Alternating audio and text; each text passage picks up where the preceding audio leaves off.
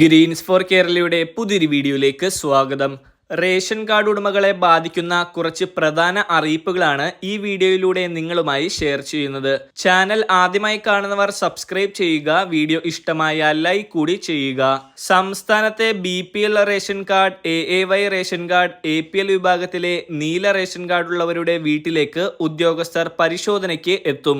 സംസ്ഥാന വ്യാപകമായി എല്ലാ ജില്ലകളിലും പരിശോധനകൾ നടത്തുകയാണ്. അനർഹരെ കണ്ടെത്തുന്നതിന് വേണ്ടിയുള്ള പരിശോധനകളാണ് സർക്കാർ ഇപ്പോൾ നടത്തിക്കൊണ്ടിരിക്കുന്നത്.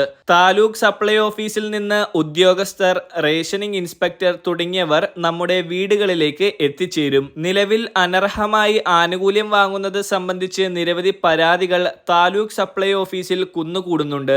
ഈ പരാതികളുടെ നിജസ്ഥിതി പരിശോധിക്കുന്നതിന് വേണ്ടിയാണ് ഉദ്യോഗസ്ഥർ എത്തിച്ചേരുന്നത്.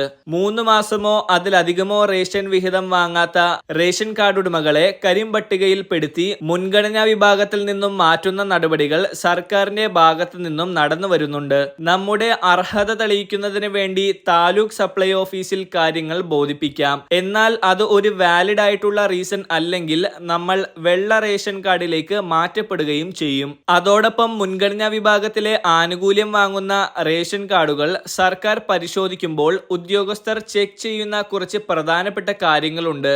ഇതിൽ ഏതെങ്കിലും കാര്യത്തിൽ വീഴ്ച പറ്റിക്കഴിഞ്ഞാൽ ഇത്രയും നാളും നമ്മൾ വാങ്ങിയ ആനുകൂല്യം പൊതുവിപണിയിലെ വില അനുസരിച്ച് പിഴയും കൂട്ടി ഈടാക്കും. മാനദണ്ഡങ്ങൾ ഇങ്ങനെ: 1 ഏക്കറിൽ കൂടുതൽ സ്ഥലം റേഷൻ കാർഡിൽ ഉള്ളവർക്കുണ്ടെങ്കിൽ നിങ്ങൾ അനർഹരാണ്. റേഷൻ കാർഡിൽ ആരെങ്കിലും സർക്കാർ, അർദ്ധ സർക്കാർ സ്ഥാപനങ്ങളിലൊക്കെ ജോലി ചെയ്യുന്നുണ്ടെങ്കിൽ, അല്ലെങ്കിൽ കേന്ദ്ര സംസ്ഥാന സർവീസിൽ നിന്ന് വിരമിച്ച് സർവീസ് പെൻഷൻ വാങ്ങുന്നവരാണെങ്കിലും മുൻഗണനാ റേഷൻ കാർഡിൽ തുടരാൻ അർഹതയില്ല. റേഷൻ കാർഡിലെ ഏതെങ്കിലും ഒരു വ്യക്തിക്ക് 25,000 അതിൽ കൂടുതലോ വരുമാനമുണ്ടെങ്കിലോ, ഏതെങ്കിലും അംഗം വിദേശത്ത് ജോലി ചെയ്ത് 25,000-ൽ കൂടുതൽ സമ്പാദിക്കുന്നുണ്ടെങ്കിലോ നിങ്ങൾ ഈ കാർഡിന് അർഹരല്ല. ആദായ നികുതി അടക്കുന്നവരും 1000 സ്ക്വയർ ഫീറ്റ് ഉള്ള വീടുണ്ടെങ്കിലും, ഇരുനില വീടാണെങ്കിലും, വീട്ടിൽ 4 ചക്ര വാഹനമുണ്ടെങ്കിലും നിങ്ങളെ മുൻഗണനാ റേഷൻ കാർഡിൽ നിന്ന് പുറത്താക്കുന്നതാണ്.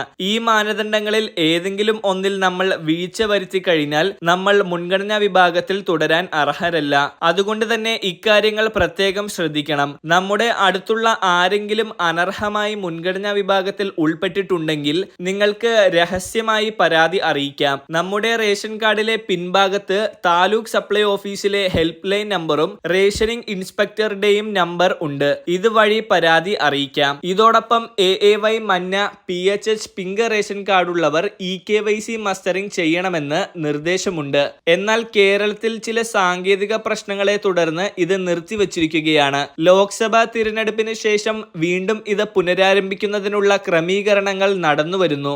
മെയ് മാസം തന്നെ ഇതിന്റെ സജ്ജീകരണങ്ങൾ ഒരുക്കുകയും സംസ്ഥാന വ്യാപകമായി എല്ലാ റേഷൻ കടകളിലും വീണ്ടും ഈ പ്രക്രിയ ആരംഭിക്കുകയും ചെയ്യും. പഠനത്തിന് വേണ്ടിയോ ജോലി സംബന്ധമായോ മറ്റ് ആവശ്യങ്ങൾക്ക് വേണ്ടിയോ പുറത്തേക്ക് പോയിട്ടുള്ളവർ നമ്മുടെ സംസ്ഥാനത്തെ ഏതെങ്കിലും റേഷൻ കടയിലെത്തി ഇത് പൂർത്തിയാക്കണം. അല്ലെങ്കിൽ അവരുടെ ആനുകൂല്യം വെട്ടിക്കുറക്കുന്നതായിരിക്കും. മറ്റുള്ളവരിലേക്ക് കൂടി ഈ ഒരു ഇൻഫർമേഷൻ ഷെയർ ചെയ്യുക.